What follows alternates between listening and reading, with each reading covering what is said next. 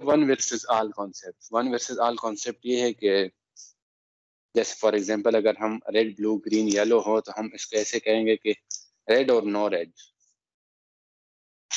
Yellow और no yellow. तो उसको हम ऐसे बाइनरी बना सकते कि जो हमारा टारगेट हो हम उसको 1 कंसिडर कर देंगे, बाकी जो चीजें भी हो हम उसको 0 कंसिडर करेंगे। So it means one versus all, जो एक ट्रू है बाकी सारे फॉल्स हैं, तो हम इसको वन वो वाले कॉन्सेप्ट से करते होते हैं। ठीक हो गया। अच्छा, लॉजिस्टिक मॉडल जो है वो logistic model is used to model the probability of a certain class or event such as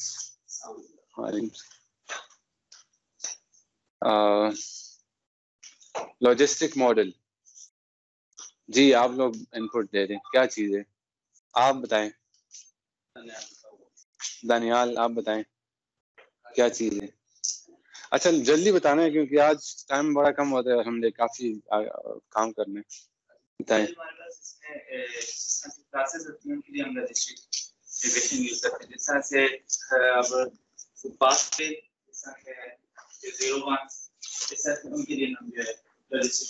अच्छा अगर आपके पास for example red blue green yellow हो, 4 क्लासेस, तो उसको कैसे करेंगे काजी साहब? कैसे? दो क्लासेस बना देंगे, फिर उसको फर्दर क्लासिफाई करेंगे। 2 क्लासेस कैसे बनाएंगे? ब्लू की बना देंगे, ब्लैक ग्रीन की बना देंगे। जी उस्मान आप क्या करेंगे? अच्छा अब हमने अभी ये डिस्कस कर लिया, इसको वन वर्सेस ऑल कॉन्सेप्ट से कर सकते हैं। अगर हमारे पास रेड है तो उसको बाकी को नो रेड कहते हैं, नॉन रेड। येलो हो तो बाकी नॉन येलो। तो उसको हम इस तरह की बाइनरी क्लासिफिकेशन में कर सकते हैं। तो वो बाकी सारे क्लासिफाई हो जाएंगे, एक जॉइंट पॉइंट आ जाएगा जिसपे आप उसको डिफरेंशिएट कर सकते हैं। चले अच्छा, लॉजिस्टिक मॉडल जो है वो हम किसी मॉडल यूज करते हैं ताकि हम किसी इवेंट या क्लास की प्रोबेबिलिटी मालूम कर सकें, जिसमें बाइनरी किस्म की चीजें हो, pass fail, sick healthy, alive dead, happy sad. तो इस तरह के मॉडल के लिए हम जो है लॉजिस्टिक मॉडल यूज करते हैं। इसको हम सेवरल क्लासेस या इवेंट क्लासेस या इवेंट में भी कर सकते हैं, डिवाइड कर सकते हैं। जैसे केट डॉग लाइन, ये वाली एग्जांपल जो मैं दे रहा था, अगर इस तरह की मल्टीपल क्लासेस हो तो हम उसको भी एक्सटेंड कर सकते हैं। जो भी ऑब्जेक्ट होगा उस इमेज में या उस डेटा में, तो हम उसको जो है वो प्रोबेबिलिटी असाइन करेंगे बिटवीन 0 एंड 1। ठीक हो गया। देन ये आपके पास एक मॉडल है जिसमें इनपुट आ रहे हैं वेट से पाई के फॉर्म में। वो जब मॉडल से गुजरता है देन वो डिटेक्ट करता है कि somebody is happy, हम मैच की सूरत हाल से ज्यादा उसको वो कर सकते हैं, एंड देन सैड। तो इस तरह की हम प्रोबेबिलिटी के तौर पे उसको कर सकते हैं। लॉजिस्टिक रिग्रेशन में एक लीनियर रिग्रेशन में हम मॉडलिंग करते थे, आपको नजर आ रही होगी स्क्रीन पे। हम इसको इस तरह भी कर सकते हैं, बट इसमें कुछ प्रॉब्लम आता है। फॉर एग्जांपल अगर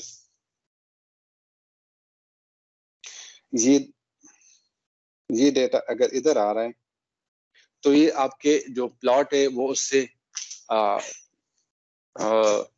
बाहर आ रहा है उस प्लॉट से। फॉर एग्जांपल अगर ये आपके पास रेड डॉट एक्सटेंड होते जाए राइट साइड पे, तो प्लॉट से वो काफी दूर चले जाते हैं, जो कि वो प्लॉट सही नहीं है उसके लिए मॉडल। तो उसके लिए एक कॉन्सेप्ट एक दूसरा कॉन्सेप्ट आ गया जिसको लॉजिस्टिक रिग्रेशन कह सकते हैं, जो कि बॉर्डर पे आपको डेटा दे रहा होता है। लीनियर मॉडल क्यों इसके लिए ओके नहीं है, क्योंकि ये मॉडल जो है अगर डेटा आपके पास राइट साइड या लेफ्ट साइड पे जाता जाए तो ये मॉडल कवर नहीं करता उसको। तो उसके लिए आपको एक और सॉफ्ट फॉर्म चाहिए, सॉफ्ट मॉडल कहते हैं उसको। सिग्मॉइड फंक्शन के थ्रू हम उसको रिप्रेजेंट करते हैं, उसको लॉजिस्टिक रिग्रेशन कहते हैं या लॉजिस्टिक फंक्शन कहते हैं। अच्छा जी,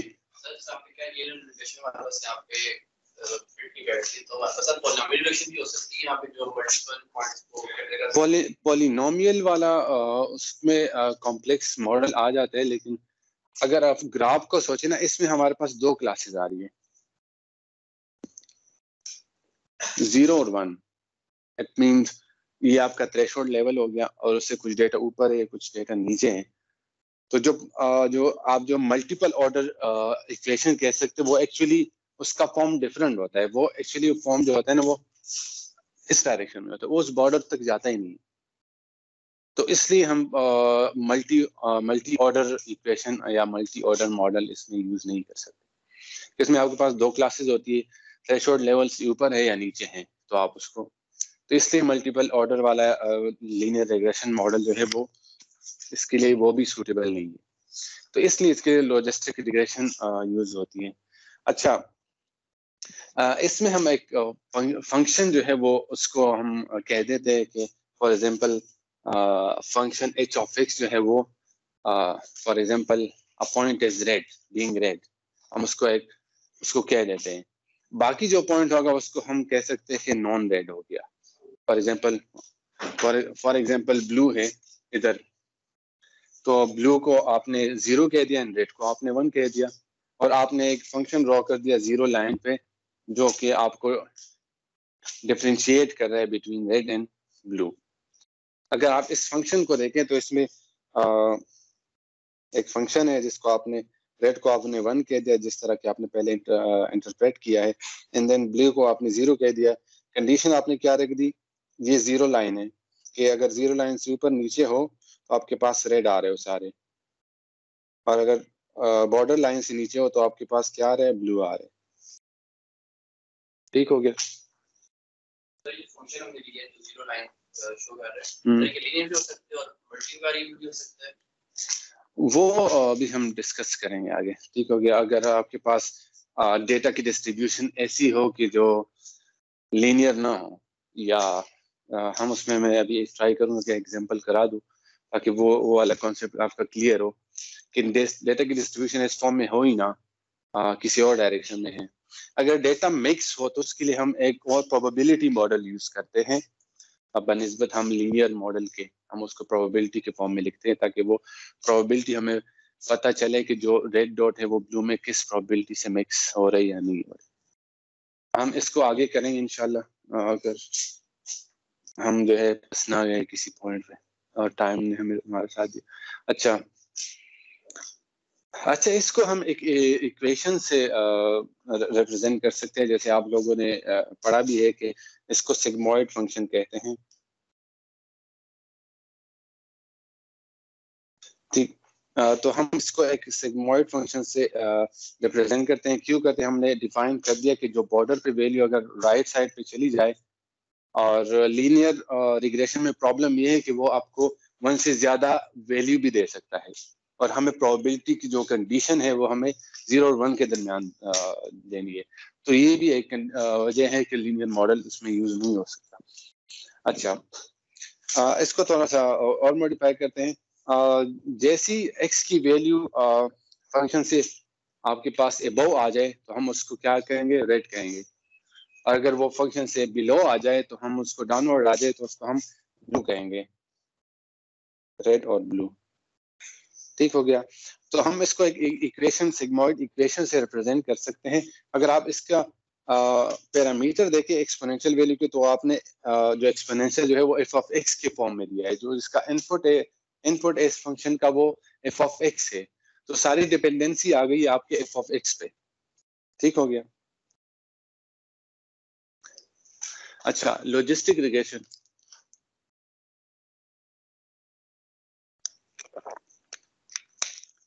अच्छा, अगर आपके ये आपके पास सिग्मॉइड फंक्शन है, एंड देन ये आपके पास एच ऑफ एक्स है जिसमें आपने डिस्ट्रीब्यूट कर दिया कि अगर एफ ऑफ एक्स की बाउंड्री से अबव है तो आपके पास रेड है, अदरवाइज 0 है और नॉन रेड है। देन आपने इसको एक और फंक्शन में लिख दिया जो कि हमें एग्जैक्ट रिजल्ट दे रहे थे बिटवीन 0 एंड 1। ठीक हो गया? Sigmoid function. तो आपने इस फंक्शन को ट्रांसफर कर दिया एक और फंक्शन में। रीजन क्या है इसकी? तो अगर आप देखें तो ये ग्राफ जो है इसको रिप्रेजेंट कर रहा है, ये ग्राफ इसको रिप्रेजेंट कर रहा है। आप इसको देखें, ये आपको क्लियरली नजर आ रहा है? ठीक हो गया। अगर देखिए 0 जो है वो आपके पास ब्लू है एंड रेड आपके पास 1 है, और एफ ऑफ एक्स, ये एफ ऑफ एक्स है, ये आपके पास वैल्यू है वाई के फॉर्म में ब्लू और रेड, और ये आपके पास 0 बॉर्डर है। तो आपने जो कंडीशन लिखी है इसका मतलब है कि जब एफ ऑफ एक्स से ज्यादा हो तो आप 1 हो जाए डायरेक्ट, अगर एफ ऑफ एक्स से बिलो हो तो 0 बन जाए। तो इसमें जो शार्प टर्न आ रही है ना, डायरेक्टली 0 से 1 में जब ट्रांसफर हो जाती है, ये फंक्शन आपके पास डेरिवेटिव इसका फाइंड नहीं हो सकता, डिफरेंशिएबल नहीं है।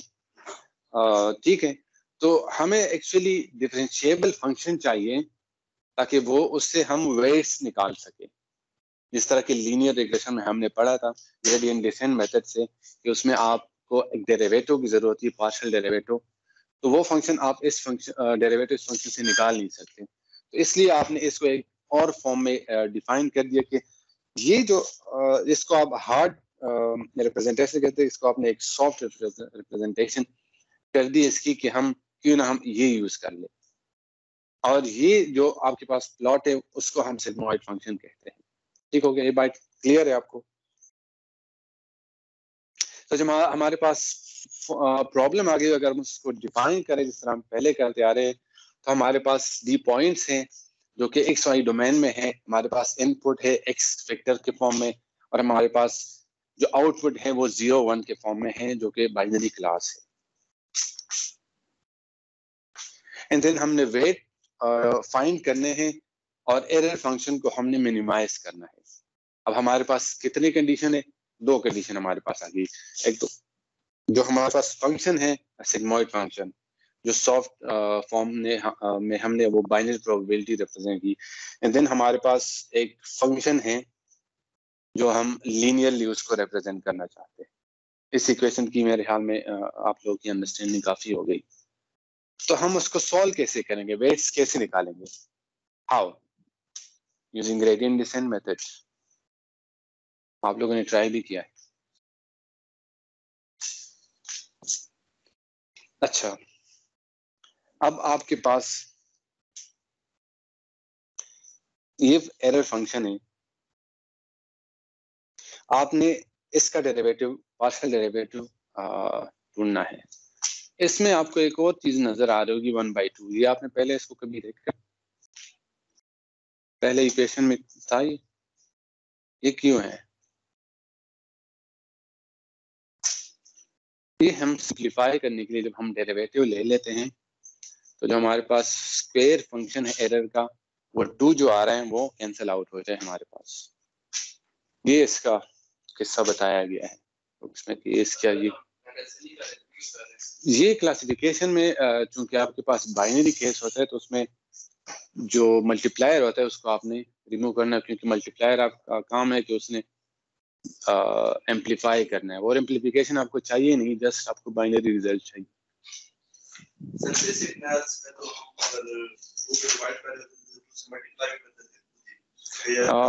जैसे मैंने अभी कहा कि 1/2 से आप ST डिवाइड करते, क्योंकि इस फंक्शन को आपने एम्पलीफाई नहीं करना, बल्कि आपने इसका वो फ्लेवर ढूंढना है, वो डोमेन ढूंढनी है, ताकि आपका रिजल्ट 1 और 0 और 1 के दरमियान आ जाए। तो 1/2 इसलिए आप उसको डिवाइड करते हैं कि वो जो स्क्वायर है एरर में, क्योंकि एरर फंक्शन तो आपने खुद डिफाइन किया हुआ है कि ये एरर फंक्शन है, तो उसका स्क्वायर निकालने के लिए आपने 1/2 भी कर दिया, ताकि वो जो आपके पास एम्पलीफायर है वो आपके पास ना हो। अच्छा, चेन रूल हमने पहले भी इसको कहा था, आप लोगों ने शायद रिवाइज किया होगा, मैं यही समझूंगा। अच्छा, जो हमारे पास फंक्शन है वो d/w के फॉर्म में है, लेकिन जो हमारे पास h of x है वो एक्चुअली आपके पास f of x and x के डोमेन में है, तो वो डेरिवेटिव उसका डायरेक्टली पॉसिबल नहीं है। तो आप उसको चेन रूल के थ्रू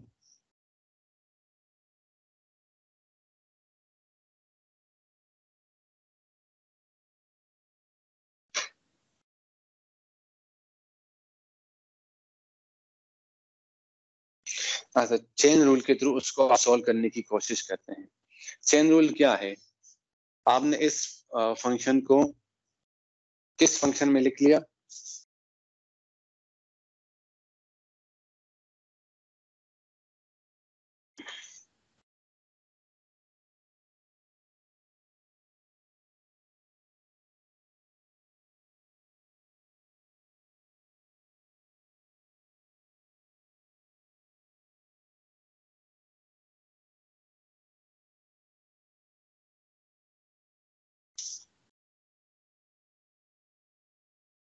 इस इक्वेशन में आपने लिख लिया df बाई w अपने f of x divide by d। तो अगर आप इसको सिंपली देखें तो ये इसके साथ क्रॉस हो जाएगा, ये इसके साथ क्रॉस हो जाएगा, आपके पास d बाई dw आ जाएगा। फॉर एग्जांपल ये वाली चीज जो है, अगर आप बेसिक वाले कॉन्सेप्ट से जाए, हालांकि इस तरह आप चेन रूल को नहीं कैंसिल आउट कर सकते, जस्ट आपके लिए सिंपल, अगर ये फंक्शन इसके साथ कैंसिल हो गया, ये इसके साथ कैंसिल हो गया, देन आपके पास d बाई dw आ जाएगा। हालांकि चेन रूल इस तरह नहीं होता, आपने प्रॉपर्ली करना होता है, ठीक। Just for your understanding. तो इस स्टेप को आपने इस तरह कर लिया, इसको इस तरह रिप्रेजेंट कर लिया। इसका करने का मकसद क्या है कि वो डेरिवेटिव आपको मिल जाए जो कि आपको ग्रेडियंट डिसेंट मेथड में यूज होना है। ये सारी कैलकुलेशन उसके लिए हो रही। अच्छा, जब आपने इस इक्वेशन को इस फॉर्म में लिख दिया तो ये एग्जैक्टली सेम है जस्ट आपने इसको इस फॉर्म में लिख दिया। अब अगर आप इस सारा डेरिवेटिव ले लेंगे तो वो इधर से आएगा, आपके पास ये आ जाएगा। अब ये कैसे आता है? ये जो आपके पास राइट साइड में है, ये डिटेल इधर गिवन है। जब आप f ऑफ x dw करेंगे तो उसका डेरिवेटिव xij आएगा। ये कैसे आता है? आपके पास फंक्शन क्या है?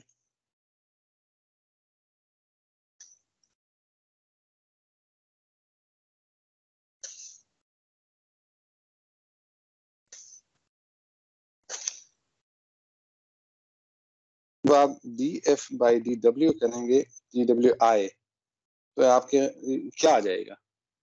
जिस डेरिवेटिव से आप करेंगे वही वैल्यू रह जाएगी, बाकी सारी खत्म हो जाएगी। तो इसको आपने एक जनरलाइज फॉर्म में लिख लिया, xij for any i j, तो आपके पास ये वैल्यू आ जाएगी। कोई कंफ्यूजन है? ओके। जब आपने h ऑफ x का डेरिवेटिव ले लिया with respect to df of x, तो आपके पास ये डेरिवेटिव आता है। कैसे आता है? ये आपके पास जो h ऑफ x है, जिस सिग्मोइड फंक्शन का लेंगे उसमें एक्सपोनेंशियल है, और अगर आप वो डेरिवेटिव ले लें, उसको सिंप्लीफाई करें तो ये इक्वेशन आपके पास आएगी। अब मैं करूं या ना करूं, आप लोग बताओ। Time actually is the main reason. करूं? कुछ है तो आप लोग मेरी भी कर लिया करें।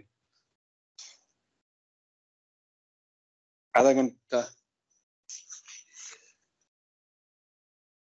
काफी कम है,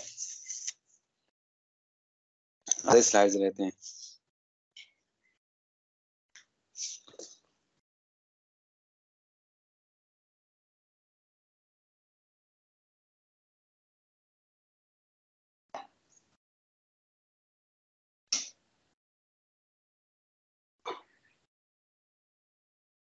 अच्छा, इसको आप क्या करेंगे? मेरी राइटिंग बहुत बड़ी डर्टी है। अच्छा, इसको आप इस फॉर्म में लिख सकते हैं। सॉरी वन, कोई इशू तो नहीं है?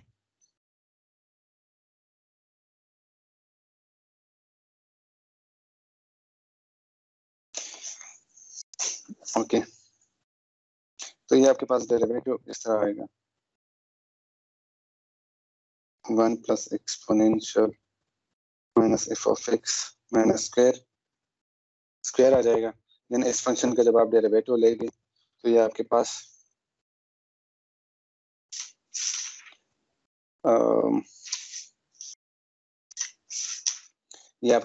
आ जाएगा exponential f of x and then उस फंक्शन के जब आप लेंगे तो आपके पास -1 आ जाएगा। ठीक हो गया। तो अब इसको इसमें थोड़ी सी मैथ अवेलेबल वो करने पड़ती है, वो आप लोग जो है अगर आप इसको सिंपलीफाई फॉर्म में लिखिए तो ये आपके पास ये इक्वेशन आ जाएगी।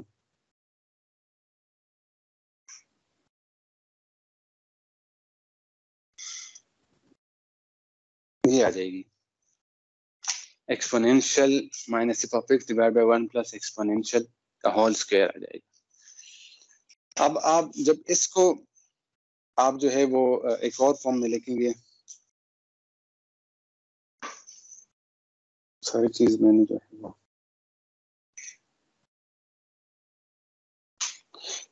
अच्छा, अब जब आप इसको करेंगे तो ये आपके पास क्या आ जाएगा, इसको मैं ऐसे लिख सकता हूँ,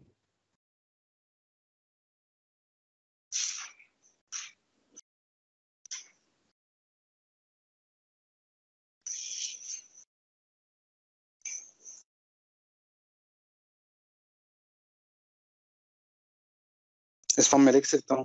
ये आपके पास एच ऑफ एक्स है और इस चीज को जब आप सिंप्लीफाई करेंगे तो आपके पास 1 माइनस एच ऑफ एक्स आएगा। इसमें आपने सिर्फ ये करना है कि 1 प्लस 1 माइनस लिखना है एंड प्लस ये लिखना है डिवाइड बाय ये लिखना है, तो आपके पास आपके ये वाली इक्वेशन आपके पास आ जाएगी।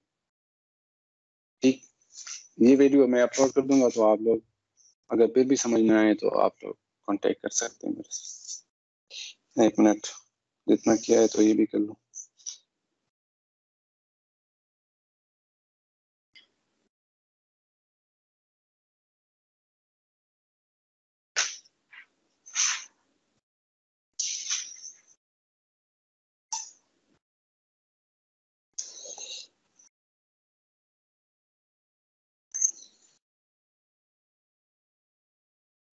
अच्छा, तो अब आपके पास एक तो एच ऑफ एक्स आ गया,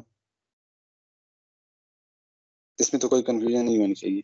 इसको आपने exponential F of x plus 1 minus 1 divide by 1 plus exponential F of x, तो ये आप क्या कर लेंगे, एच ऑफ एक्स कर लेंगे। ये चीज जो है इसको आप कैसे लिख देंगे,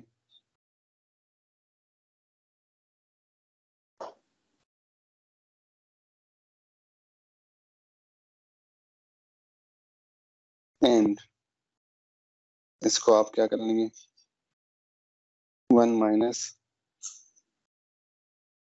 1 plus exponential F of x लिख लेंगे। तो ये आपके पास 1 आ जाएगा, तो 1 माइनस ये आपके पास एच ऑफ एक्स आ जाएगा एंड एच ऑफ एक्स आपका ये वाला इधर आ जाएगा। ठीक हो गया। आई विश कि आप लोगों को समझ आ जाए ऐसे, बट आप लोग खुद ट्राई कर लें।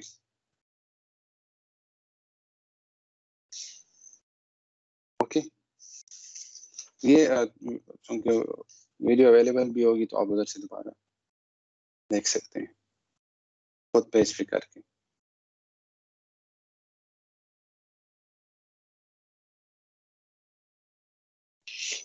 ओके, देन ये वाली डेरिवेटिव तो बहुत इजी है, जस्ट आपने स्क्वायर लेना है, स्क्वायर का डेरिवेटिव लेके टू इधर आ जाएगा एंड देन आपके पास चूंकि विद रिस्पेक्ट टू ये फंक्शन आ जाएगा, ये वाला 1 हो जाएगा।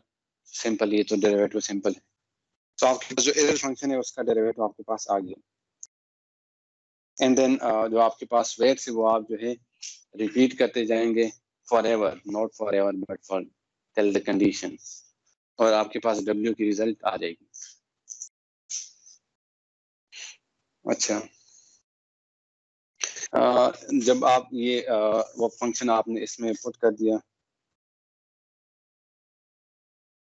तो आपके पास वेट्स आ जाएंगी and then given to h of x and f of x जो आपने हाइपोथेसिस दी हुई है। तो बट इसमें एक प्रॉब्लम ये है कि if x is perfectly misclassified, it is not used to update W's. अगर ये misclassify है जिस तरह mix up है ब्लू में, तो इसको ये वेट्स जो है वो आपको अपडेट नहीं करेंगे वैल्यू, और वो वेट्स की वैल्यू आप एग्जैक्टली नहीं निकाल सकते। तो इसके लिए हम प्रोबेबिलिटी का मॉडल यूज करते हैं। ओके, तो अप्रोच 1 हमारे पास ये है कि हम एक एरर फंक्शन डिफाइन करते हैं, देन डब्ल्यू उसको फाइंड करते हैं by minimizing the error function.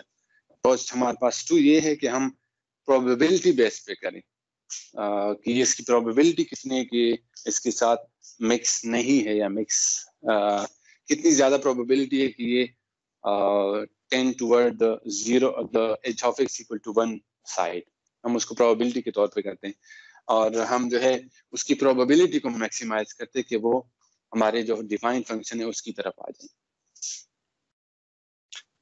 अच्छा, तो हम उसको एक और तरीके से इस तरह कर सकते हैं। सिमिलर हमने एक अगर रेड की तरफ वो ज्यादा टेंड करता है तो उसको हम रेड कंसिडर करेंगे, और अगर ब्लू की तरफ कर रहा है या नॉन रेड की तरफ करे तो हम उसको 1 माइनस एच ऑफ एक्स के फॉर्म में लिखेंगे। तो वो जीरो, हम उसको जब उसका आउटपुट जीरो होगा तो हम इसको एक और तरीके से कर सकते हैं। अच्छा, प्रोबेबिलिटी वाले अप्रोच जो है ना, इसमें हम find a boundary which make red points have much higher probability to be red and blue points have much higher probability to go blue। जो रेड पॉइंट्स है उसकी प्रोबेबिलिटी ज्यादा है कि वो ब्लू की साइड, रेड्स की साइड पे हो, और इस तरह ब्लू की ज्यादा प्रोबेबिलिटी है कि वो ब्लू साइड पे हो। जिस तरह हमने ग्राफ में भी देखा कि जो ब्लू पॉइंट्स थे वो ब्लू की साइड पे ज्यादा आ रहे थे, एंड रेड डॉट्स जो है वो रेड साइड पे ज्यादा आ रहे थे। तो प्रोबेबिलिटी रेड डॉट की ज्यादा है टुवर्ड्स रेड, और ब्लू डॉट की है ज्यादा टुवर्ड्स ब्लू। तो find a boundary which maximises this probability. Probability of being red given the input and weights, and probability of blue given x input given w weights. तो probability of to be red and probability to be blue, इस जो symbol है इसको देख के आप लोगों ने कंफ्यूज नहीं होना। आपने जस्ट इसको ये कहना है कि ये जो प्रोबेबिलिटी है वो रेड की है। गिवन, इस सिंबल को हम कहते हैं गिवन कंडीशनल प्रोबेबिलिटी। अगर आपने नाम सुना हो तो उसमें ये यूज होती है। रेड विद कंडीशन इनपुट, अगर आपके पास इनपुट होगा तो आपके पास रिजल्ट आएगा, अगर आपके पास वेट्स होगा तो रेड रिजल्ट आएगा। तो ये जो given that x I and W, ये आपका इनपुट है और आपके वेट्स है, ठीक। तो जस्ट आप इसको कह दे कि probability of being red and probability of being blue. अच्छा, मैथ्स काफी ज्यादा है और आप लोग डिस्करेज हो जाते हैं टॉपिक से जब मैथ्स आ जाती है। अच्छा, तो आप अब प्रोबेबिलिटी के केस में हमने क्या करना है, प्रोबेबिलिटी को मैक्सिमाइज करना है। तो आप इस फंक्शन को ऐसे लिखते हैं कि ये जो आपके पास ऑप्टिमाइजेशन है ना, उसके लिखने का तरीका ये है। ऑप्टिमाइजेशन किसी ने पढ़ा है? ऑप्टिमाइजेशन सब्जेक्ट किसी ने पढ़ी है मशीन लर्निंग वाले? अच्छा, और किसी ने पढ़ा है? ये फंक्शन कभी आपके जहन में आया है, कभी आपके सामने आया है? इस तरह लिखा होता है, argument max and then function. ये यूजुअली हम ऑप्टिमाइजेशन जब करते हैं किस चीज की, तो उसके लिखने का तरीका है मैथमेटिकल रिप्रेजेंटेशन है कि मैंने इस फंक्शन को मैक्सिमाइज करना है with the given value of w, या फाइंडिंग w, आर्गुमेंट मैक्सिमाइजेशन। जी, उसमें हम क्या, वो एक रिप्रेजेंटेशन है मैथमेटिकली, जिसमें मैथमेटिकली बताते हैं कि पेपर में भी ये आता होगा इस तरह, जब आप पेपर पढ़ रहे होंगे तो आपको शायद इस तरह की फंक्शन आते होंगे। तो प्रोबेबिलिटी चूंकि हमने मैक्सिमाइज करनी है तो हम इधर आर्गुमेंट मैक्स लिखते हैं। एरर फंक्शन हमने मिनिमाइज करना था तो उसमें आर्गुमेंट मिन लिखते थे, मिनिमाइज। तो ये प्रोबेबिलिटी ऑफ बीइंग रेड है, प्रोबेबिलिटी ऑफ बीइंग ब्लू, तो हम उसको क्या कहते हैं, H of x 1 minus h of x के फॉर्म में लिख देते हैं। ठीक हो गया, H of x and H of 1 minus h of x. अच्छा, ये सिंबल आपको पता है क्या सिंबल है? कभी आपने इसको देखा है? जी, ये प्रोडक्ट के लिए यूज होता है। तो जब आपके पास प्रोबेबिलिटी है कोई भी फंक्शन हो, उसमें आपके पास जो प्रोडक्ट में चीजें होती है, अगर आप उसका लॉग लेंगे, लॉग ऑफ एक्स वाई, उसका जो फार्मूला है is equal to log x plus log Y.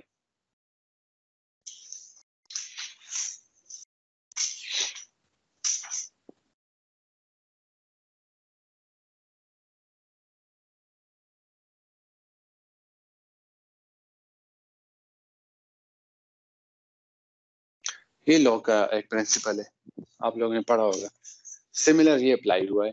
आपने इस होल फंक्शन का लॉग लिया है। लॉग क्यों लिया है? एक्सपोनेंशियल फंक्शन की वजह से। एच ऑफ एक्स के अंदर एक फंक्शन है exponential of minus F of x. अब एक्सपोनेंशियल को जब आपने खत्म करना है तो उसके लिए एक एंटी एक्सपोनेंशियल फंक्शन जिसको लॉग फंक्शन कहते हैं, तो आपने इस फंक्शन का लॉग ले लिया।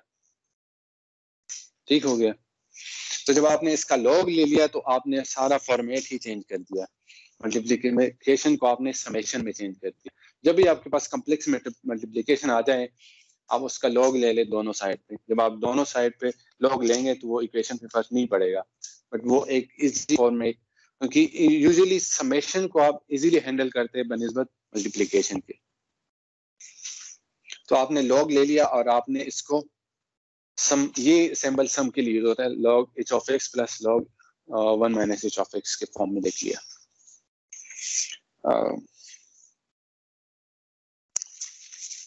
अच्छा, log h of x plus log 1 minus h of x, and then log h of x जो है आपने इसको कंडीशनल कर दिया है। इस फंक्शन को आपने इस फॉर्म में लिख दिया।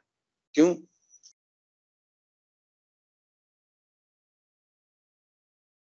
क्योंकि आपने वन सेकेंड,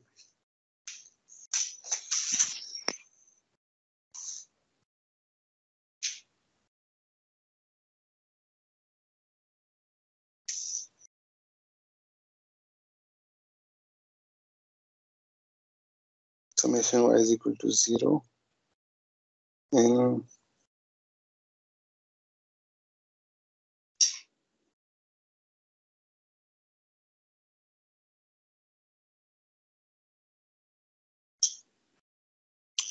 आपने इसको इस फॉर्म में लिख लिया। y log of h of x जो कि आपके पास आ रहा है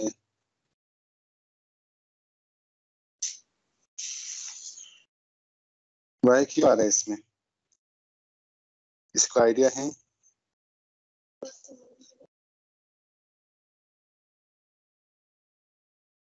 जूम नहीं हो सकते।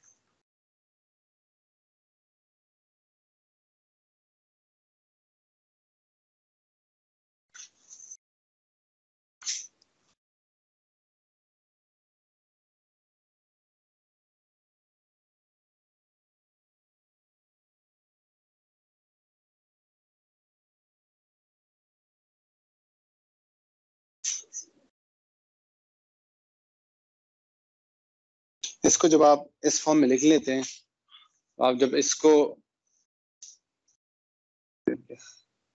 अच्छा y आपने क्या कर दिया, मल्टीप्लाई कर दिया। देखिए अगर आप इसको इस तरह लिखें y log of x, अगर आप इस इक्वेशन को खोल ले तो वो कैंसिल हो जाएगा, सेम आपके पास आ जाएगा। आपने क्या कर दिया, आपने y मल्टीप्लिकेशन फंक्शन के साथ प्लस भी कर दिया, माइनस भी कर दिया। ये y प्लस भी है माइनस भी है, 1 माइनस y भी लिख दिया आपने। आप क्या करें, आप प्रोबेबिलिटी लाना चाहते हैं। अगर आप इस चीज को एक्सटेंड करें तो ये आपके पास आ जाएगा। अब अगर आप इसको एक्सटेंड करेंगे तो ये आपके पास आ जाएगा। ये बड़ी सिंपल है, आप इसमें कंफ्यूजन कोई नहीं है। y log of h of x है, अगर आप इसको एक्सटेंड करते जाए, minus log h of x है, एंड ये प्लस है, and minus y log of h of x, तो कैंसिल हो जाएगा, ऊपर वाले आपके पास आ जाए। जस्ट प्लस एंड माइनस किया है क्योंकि आपको 1 माइनस की वो चाहिए, एंड सिमिलरली इस इक्वेशन के लिए इधर क्या हुआ है, क्योंकि आपको प्रोबेबिलिटी चाहिए एक ही फंक्शन में जो कि y आपने लाना है उसमें, तो इसलिए आपने ये इसमें एडिशनल स्टेप कर लिया है।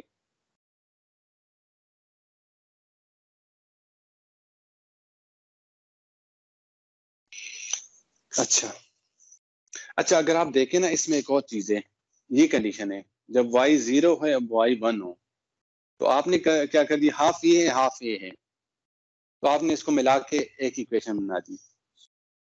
ये अगर आप देखें,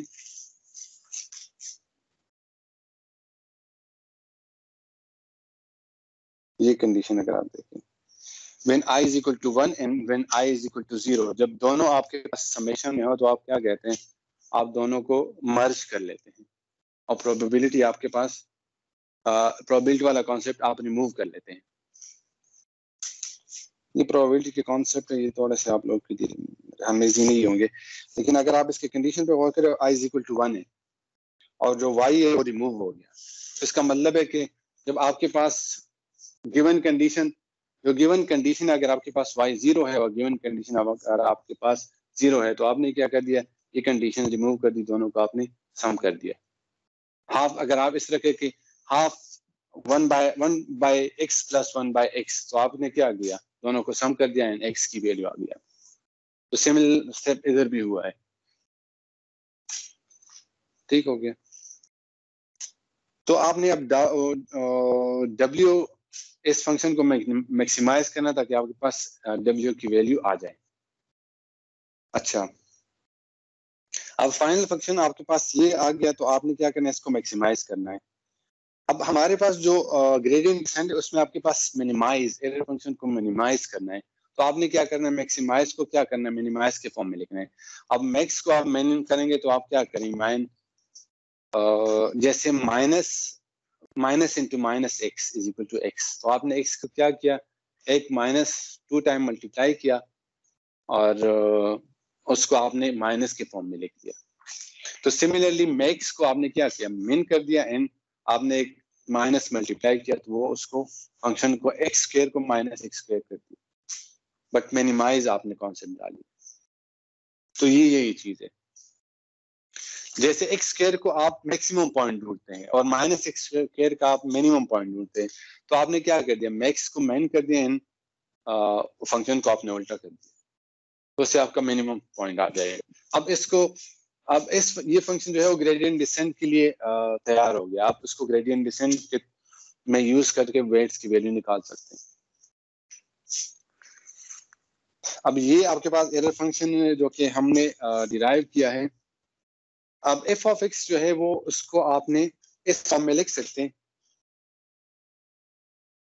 ये जो हमने काफी कर लिया, एफ ऑफ एक्स को इस फॉर्म में लिख सकते हैं और ये जो रिप्रेजेंटेशन है ये वेक्टर के फॉर्म में है। और इसका अगर आप डेरिवेटिव लोगे तो सिमिलरली वही आएगा, जिस तरह हमने पहले किया था। एंड अगर आप इसका डेरिवेटिव लोगे तो ये अभी मैंने आपको करके दिया, ये आएगा। तो ये आपके पास जो एरर फंक्शन है उसका डेरिवेटिव आपके पास ये आ जाएगा। जब आप जस्ट इसमें इस फंक्शन का आप डेरिवेटिव लोगे तो एट द एंड आपके पास ये रिजल्ट आएगा। ये इस स्टेप पे आपको वो डेरिवेटिव बताई गई है कि ये डेरिवेटिव आप इस तरह लेंगे तो आपके पास रिजल्ट आएगा। अगर आप इसको गौर से देखें, टाइम हमारे पास नहीं है तो ये आप लोग खुद कर ले मेरे ख्याल में। इसको अगेन आपने एक चेन रूल से उसको किया है, क्योंकि आपके पास इसमें इधर कोई डी डब्ल्यू है नहीं, तो आप डी डब्ल्यू से उसका डेरिवेटिव नहीं ले सकते। देन उसको आपने चेन रूल के थ्रू जो आपके पास अवेलेबल वेरिएबल है उसके फॉर्म में देखना है। जब आप ये डेरिवेटिव लेंगे तो आपके पास जब आपके पास रिजल्ट आएगा वो आपके पास, फॉर एग्जांपल इस फंक्शन का अगर डी एफ ऑफ एक्स से करेंगे तो ये आपके पास प्रोडक्ट रूल वाला वो आ जाएगा, डेरिवेटिव आ जाएगा। प्रोडक्ट रूल आ गया, इसको मैं क्लीन करता हूँ।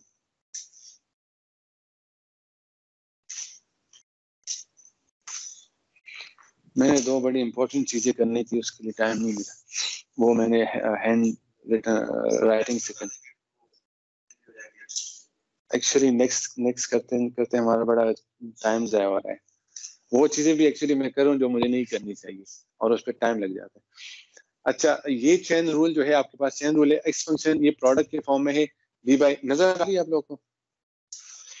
अब ये प्रोडक्ट के फॉर्म में है, ये जब आप इसका डेरिवेटिव लेंगे तो y का डेरिवेटिव तो 0 आएगा, तो जो इस y का जो डेरिवेटिव आप लेंगे तो वो वाला फंक्शन साइड पे हो जाएगा। जस्ट आपके पास इसका derivative 1 by g of x होता है, लॉग ऑफ एक्स का डेरिवेटिव 1 बाई एक्स होता है। अब डेरिवेटिव आप लोग को देख रहे हैं तो इसको इसका डेरिवेटिव ये आ जाएगा, एंड अगेन 1 और y वाला डेरिवेटिव आपके पास 0 होगा। इसको आप करेंगे तो आपको ये हो जाएगा, ये इसी तरह ही आएगा, तो ये आपके पास ये फंक्शन आ जाएगा उससे। ये आप लोग करेंगे, या भी आपसे मैं करवाता, बट टाइम नहीं है हमारे पास। अगर किसी को कोई मसला हो गया तो वो कांटेक्ट कर सकते हैं, या कोई भी करके उसको व्हाट्सएप ग्रुप में डाल दें। उस्मान, आपकी रिस्पॉन्सिबिलिटी है, ये करके दे दें इनको। तो एनी हाउ ये आप लोग नेक्स्ट स्टेप पे जब आप इसका डेरिवेटिव, ये आपके पास एफ ऑफ एक्स है, तो आप एफ ऑफ एक्स से जब इसका डेरिवेटिव लेंगे तो आपके पास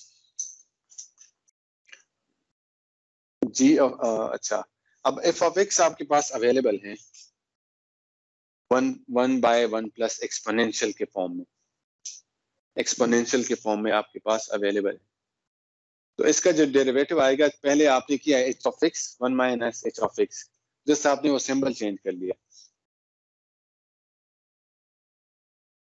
ये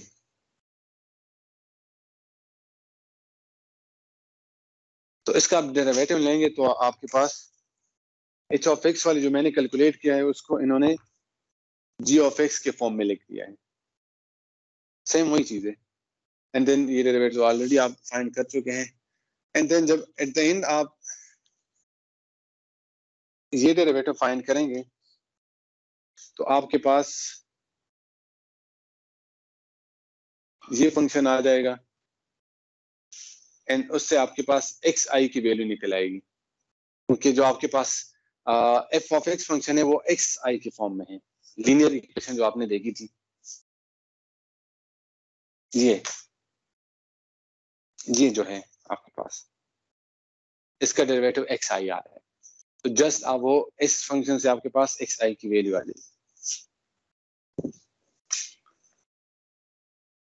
एंड देन आप इसको जब ये वाले इसके पास मल्टीप्लाई होंगे तो ये कैंसिल होंगे, इसके साथ ये वाले ये कैंसिल हो जाएंगे, आपके पास सिंपल एक इक्वेशन आ जाएगी। ये आप लोग जब खुद करेंगे तो इतना मुश्किल नहीं है, हो जाए। अच्छा, अगेन आपके पास अब एरर फंक्शन आ गया आपके पास मिनिमाइज के फॉर्म में, तो आपके पास जो ग्रेडियंट डिसेंट का मेथड है उससे आप सॉल्व कर लेंगे। आपके पास ये फंक्शन जो कि इससे डिराइव हो गया, ये आपके पास डिराइव हो गया है, देन तो ये एरर फंक्शन में आ जाएगा इधर, एंड वेट्स की वैल्यू आप निकाल लेंगे इस फंक्शन से विद ग्रेडियंट डिसेंट मेथड। तो इसकी जब अगर आप उसको उस मेथड से करेंगे तो इसकी बाउंड्री जो आएगी, तो हमने सपोज की थी पहले 0 लाइन पे, वो आपके पास इस तरह की लाइन में आ जाएगी। ये इसको समराइज करते हैं, logistic regression close form solution में अवेलेबल नहीं है। क्लोज फॉर्म सोल्यूशन क्या चीज है? क्लोज फॉर्म मुझे मेरे ख्याल में आप लोगों को नहीं पता होगा जी, कोई इनपुट पर जल्दी से इनपुट दे देता कि जी क्लोज फॉर्म सोल्यूशन क्या है? क्लोज फॉर्म सोल्यूशन एक्चुअली ये रिसर्च में भी यूज होता है काफी। जब आप एक फंक्शन मॉडल बनाते हैं और उसको आप मैथमेटिकली प्रूव करते हैं, अगर किसी मॉडल का मैथमेटिकल प्रूफ है एज इट इज तो उसको क्लोज फॉर्म सोल्यूशन कहते हैं। अगर किसी मॉडल का मैथमेटिकल सोल्यूशन अवेलेबल नहीं है तो नो, उसको कहते हैं नो क्लोज फॉर्म सोल्यूशन। ठीक हो गया? तो ये चीजें इसको हम जो है ग्रेडियंट डिसेंट मेथड से ऑप्टिमाइज करते हैं। जस्ट 5 मिनट्स रह गए काम, मेरे पास स्लाइड तो मेरे शुक्र खत्म हो गया, लेकिन जो मैंने करना तो वो काफी इम्पोर्टेंट चीज थी, वो मैं कोशिश करूंगा उसकी स्लाइड बना के वो आप लोग को शेयर कर दिया। अच्छा, अब जो है हमारे पास लीनियर बाउंड्री भी हो सकती है, नॉन लीनियर बाउंड्री भी हो सकती है। जो डिपेंड करता है आपकी वेट की वैल्यू पे, इन आपकी जो हाइपोथेसिस है उस पर डिपेंड करता है, जो एफ ऑफ एक्स फंक्शन है उस पर डिपेंड करता है, और वो डिपेंड करता है डायरेक्टली आपके डेटा डिस्ट्रीब्यूशन पे। अब अगर हमारे पास शुरू में हमने डिस्कस कर लिया था, अगर 3 से ज्यादा क्लासेस हो तो उसको कैसे करेंगे, वन वर्सेस ऑल वाले कॉन्सेप्ट से करेंगे कि जो हमारे पास टारगेट है उसको 1 कंसिडर कर लेंगे, बाकी जितने भी है उसको हम 0 कंसिडर कर लेंगे।